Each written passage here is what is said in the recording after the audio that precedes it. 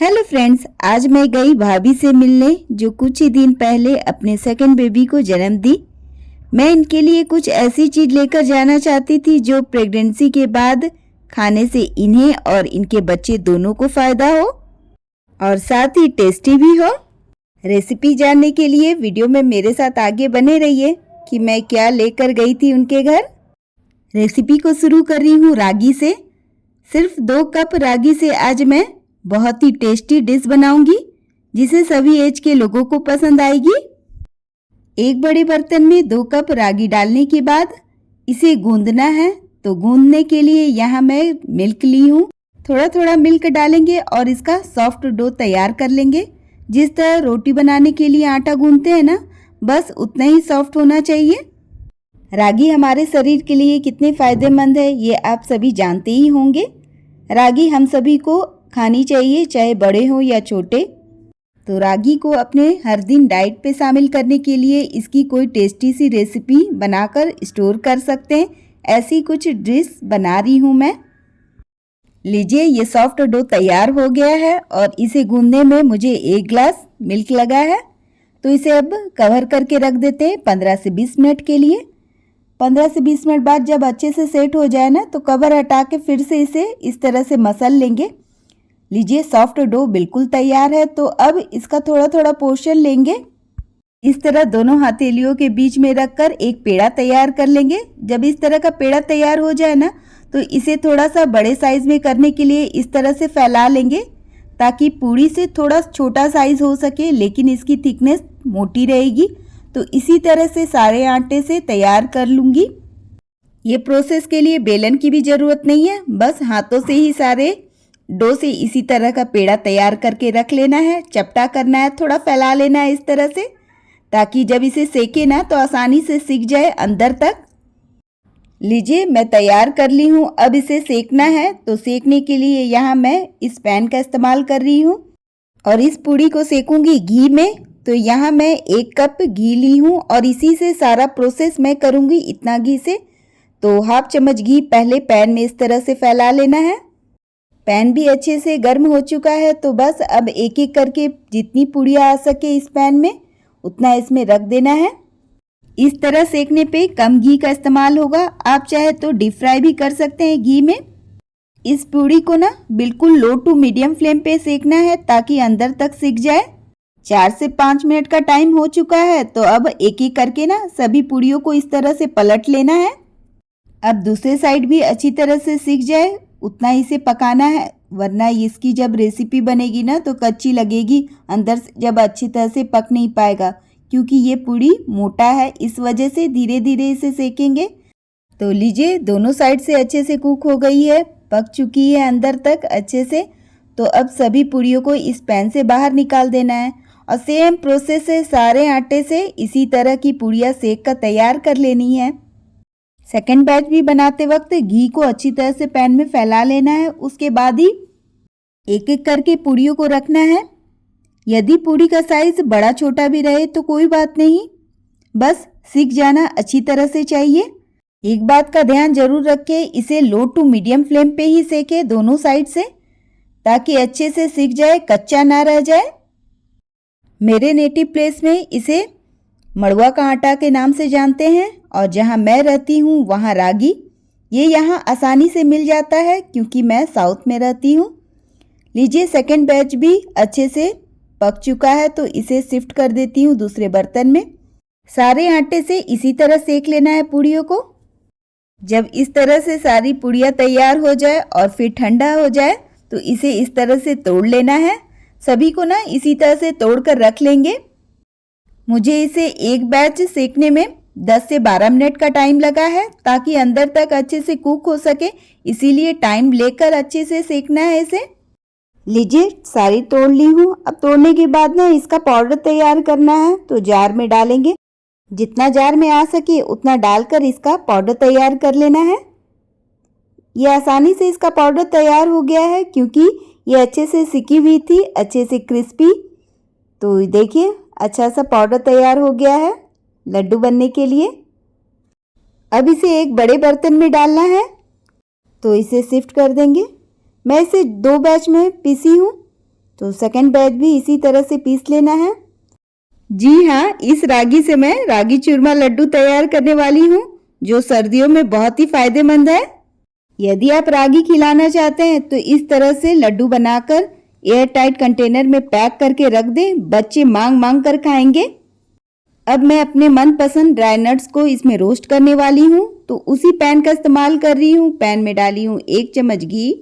घी के साथ ही यहाँ मैं काजू, अखरोट और बादाम को बारीक चॉप कर ली हूँ।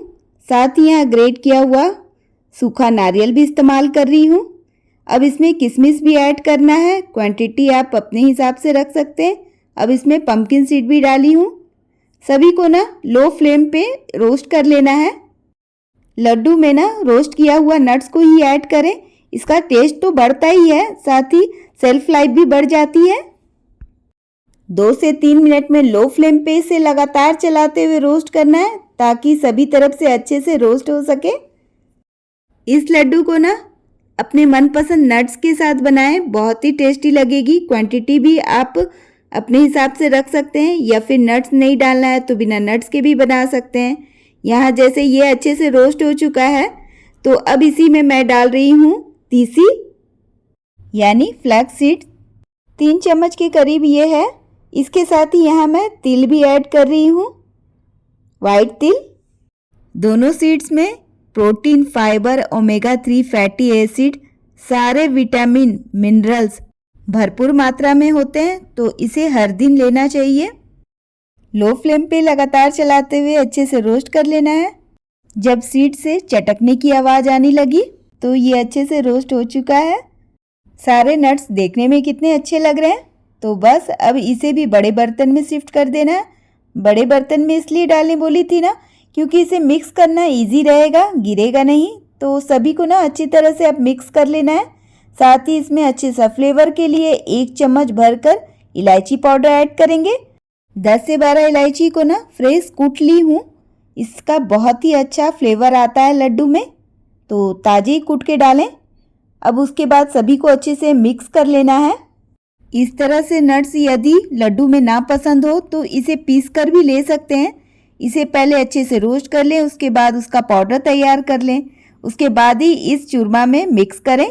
जब अच्छे से मिक्स हो जाए ना, तो इस तरह से बीच में ना इस तरह से जगह बनाएंगे, ताकि इसमें जो मैं अब गुड़ डालने वाली हूँ वो आसानी से मिक्स हो सके। तो मैं उसी पैन का इस्तेमाल कर रही हूँ जिसमें सारा प्रोसेस की थी, और उसी कटोरी से घी ले रही हूँ जिससे सारा प्रोसेस स्टार्टिंग से की हूँ। तो यहाँ मैं 1 बड़ा चम्मच घी डाली हूँ। घी के साथ ही मैं इसमें गुड़ ऐड कर रही हूँ। तो जितना रागी ली थी ना, सेम उतनी ही क्वांटिटी में मैं गुड़ ऐड की हूँ। गुड़ को इस तरह से ग्रेट कर ली हूँ ताकि जल्दी से ये मेल्ट हो सके। घी ऐड करने पे ना अच्छा सा साइन आने लगता है, तो बिल्कुल लो फ्लेम पे इसे मेल्ट करना है, ताकि गुड़ जले भी नहीं और अच्छे से मेल्ट भी हो जाए। तो आप देख सकते हैं धीरे धीरे गुड़ मेल्ट होना शुरू हो गया है। साथ ही इसमें देखिए बबल आ गया है, गुड़ अच्छी तरह से मेल्ट हो चुका है। इस टाइम पे ना इस गुड़ में जायफल ऐड कर रही हूँ, तो इस तरह से इसे ग्रेट करके डालेंगे। जायफल यानी नटमेग, हाफ जायफल ग्रेट करके इसमें ऐड कर देना है। जायफल का भी अपना बहुत सारा फ़ायदा है, इसे भी नियमित रूप से हमें रेगुलर लेना चाहिए। गुड़ में जब अच्छे से जायफल मिक्स हो जाए ना, गैस का फ्लेम करना है बंद। गुड़ को उसी मिक्सचर में ऐड कर देना है। इसे मिडिल में डालेंगे, जहाँ जगह बनाए थे, होल बनाए थे, उसमें डाल देना है सभी। इस लड्डू को गुड़ के जगह चीनी से भी बना सकते हैं। गुड़ अभी काफ़ी गर्म है, इसीलिए मिक्स करने के लिए किसी स्पैचुला या चम्मच का हेल्प लेंगे। अच्छे से गुड़ को इस मिक्सचर में मिक्स करना है, फैला लेना है, ताकि गुड़ ठंडा भी हो जाए और मिक्स भी हो जाए। रागी खाने के बहुत सारे फ़ायदे हैं, बच्चे हो या बड़े सभी को रागी खाना चाहिए। और प्रेगनेंसी के बाद तो रागी माँ के लिए भी और बच्चे के लिए भी, दोनों के लिए फ़ायदेमंद है। गुड़ जब अच्छे से मिक्स हो जाए ना, उसके बाद इसमें घी ऐड कर रही हूँ। जितना ज़रूरत होगा उतना ही डालूँगी।